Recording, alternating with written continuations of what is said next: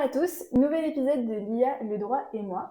Aujourd'hui, on va se concentrer sur l'aspect juridique d'un sujet qu'on avait abordé lors d'un dernier épisode. Comment utiliser l'IA pour répondre à un appel d'offres. Donc on avait déjà vu la partie outils, méthodes. Là aujourd'hui, on va voir quelles sont les règles à respecter pour bien utiliser l'IA pour répondre à un appel d'offres.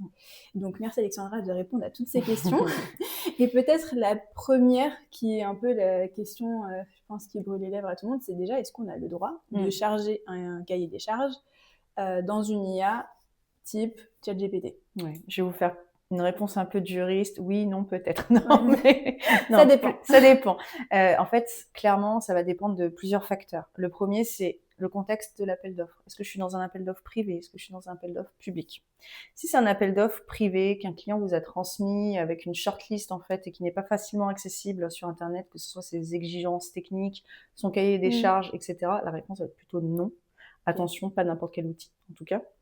Si c'est un appel d'offres qui est public, au contraire, qui est accessible en ligne assez facilement, la réponse va être plutôt oui, sous réserve. Et en fait, les deux autres critères à prendre en considération, c'est est-ce que mon cahier des charges, qui est vraiment les règles de jeu en fait de la réponse à l'appel d'offres, contient des clauses restrictives à l'utilisation de l'IA, typiquement la clause de confidentialité, la clause de propriété des données, d'interdiction de réutilisation. Là, ça va être plutôt attention, dans ce cas-là, à l'outil que vous utilisez. Et ça, c'est le dernier point. Quel outil vous utilisez? La réponse sera plus facilement, vous avez moins de risques si vous utilisez un outil qui est en interne, comme par exemple Copilot sur le serveur, à la différence d'un outil qui soit comme ChatGPT public, sur lequel vous n'avez pas une licence et pas de contrôle sur la réutilisation des données.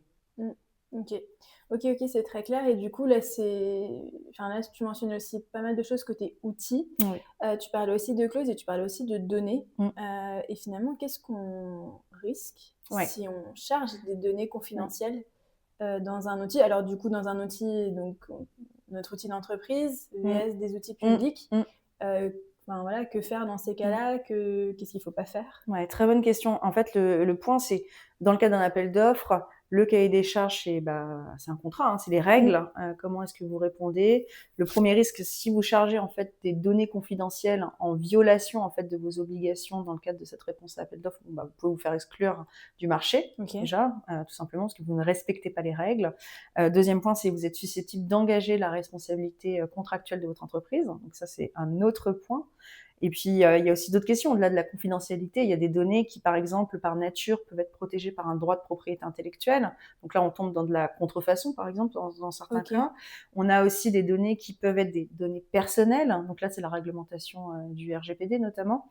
Donc là, il faut s'interroger sur la base légale du traitement, etc., à l'appartenance de la donnée. Enfin bref, des questions très, très larges.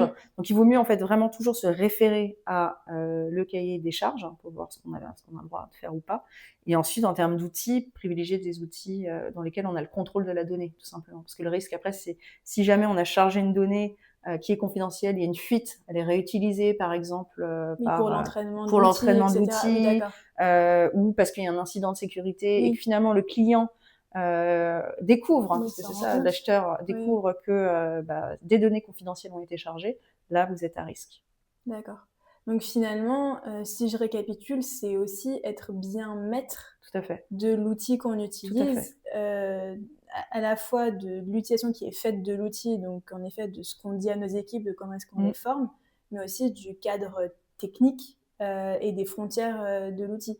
Et est-ce que tu vois d'autres recommandations justement d'un point de vue outil, enfin des choses qu'on devrait développer comme réflexe, à quel moment il faut qu'on se retienne et à quel moment on peut se sentir plus tranquille tout à fait. Je pense que le premier réflexe en tant qu'employeur, en fait, qu'organisme, c'est déjà de cadrer, en fait, de se dire, en fait, je sensibilise mes équipes au risque, je les informe, je leur propose des outils qui soient maîtrisés et sûrs, typiquement des outils internes ou des licences que j'ai payées, j'évite les utilisations gratuites, je les sensibilise aussi.